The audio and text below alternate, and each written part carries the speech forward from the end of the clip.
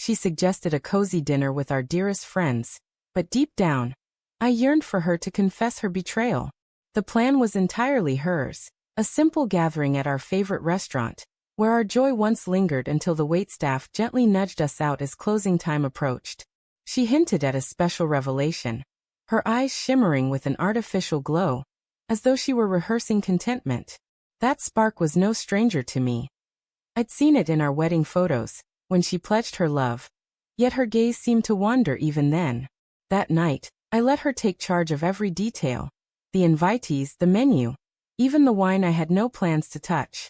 I played along, offering nods of agreement, though I already sensed the truth behind her impending announcement.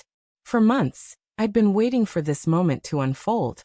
6 months earlier, her warmth toward me had faded into a cold void. No arguments, no explanations, just a growing chasm in the bed we once shared. I tried everything. Patience, playful banter, even stoic silence. Her excuses were relentless. Work stress, fleeting moods. Not now. Then one morning, she slipped back into old habits. A dash of perfume, a vivid lipstick she once said made her feel daring. The shift was subtle, but I caught it before she seemed to notice. Clandestine messages, locked bathroom doors, prolonged drives after work. These were the threads of something concealed. I tried to dismiss the signs, but betrayal has a distinct scent, one that clings once you've detected it. The clues grew impossible to ignore. Late-night showers, a sudden obsession with her diet, the way she flinched when my fingers grazed her side, it all screamed deception. So I investigated her phone, not the texts, she was too cautious for that. But she forgot one thing. The car's Bluetooth, which recorded her call history. A number labeled Mark Office appeared repeatedly. Mark wasn't her coworker, he was mine. I held back from confronting her. Silence, I learned, cuts deeper than anger. Methodically, I gathered proof, cloud-saved texts, call log captures, receipts from her shopping. When she began talking about wanting a baby, I saw through her facade. She wasn't trying to repair our connection. She was hiding something profound. Then I found it, a positive pregnancy test stashed in her gym bag. We hadn't been intimate in months. The following day, I met Mark for coffee, pretending we were just old pals catching up. He didn't suspect I knew.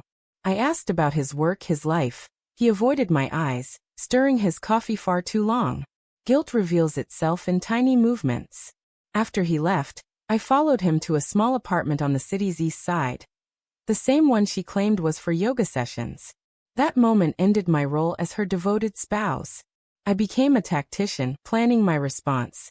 I consulted my lawyer, quietly separated our finances, and moved my assets to a private account. The house, inherited from my parents, was solely mine. I visited a clinic, posing as someone checking insurance details, and inquired about paternity tests. They confirmed a DNA match was feasible with a sample. I nodded, content with the knowledge. In the weeks that followed, I perfected the role of the attentive husband, supportive, oblivious. I brought her flowers, kissed her tenderly, listened as she spoke of building a family. She thought she was outsmarting me, unaware she was weaving her own downfall. Then came the dinner night. She sat across from me, glowing with the false radiance of someone certain of their triumph. Our friends, unaware, laughed and drank around us, not sensing the scene I'd carefully prepared, ready to expose the truth. She tapped her glass, drawing everyone's attention. "I have something to share," she proclaimed, and the table leaned in. I leaned back. "I'm expecting a baby," she declared.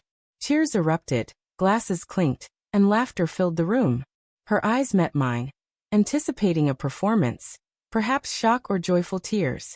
Instead, I gave a calm smile. "Wonderful news, darling," I said, my voice soft, almost warm. Then, from my jacket, I pulled an envelope and placed it on the table. The chatter fell silent. "This," I went on, "is from the clinic you visited 3 weeks ago, across town." Her face drained of color. "What are you implying?" she faltered. I tapped the envelope. "The paternity test. Did you know they keep your signature on file?" Mark's hand froze on his glass. The room pulsed with tension. I slid another document forward. Photos, call logs, receipts, her lipstick smeared on his mug, An ultrasound appointment booked under her maiden name.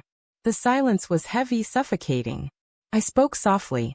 You said you wanted a family. I just didn't realize you meant with my colleague. A gasp shattered the quiet. Mark stood, muttered an excuse, and bolted. She tried to speak, but her lips trembled, her face ashen. I signed the divorce papers yesterday, I said, my voice steady. Everything you thought we shared isn't yours anymore. Your things are packed by the door. Her shaking hand reached for me. Please, we can.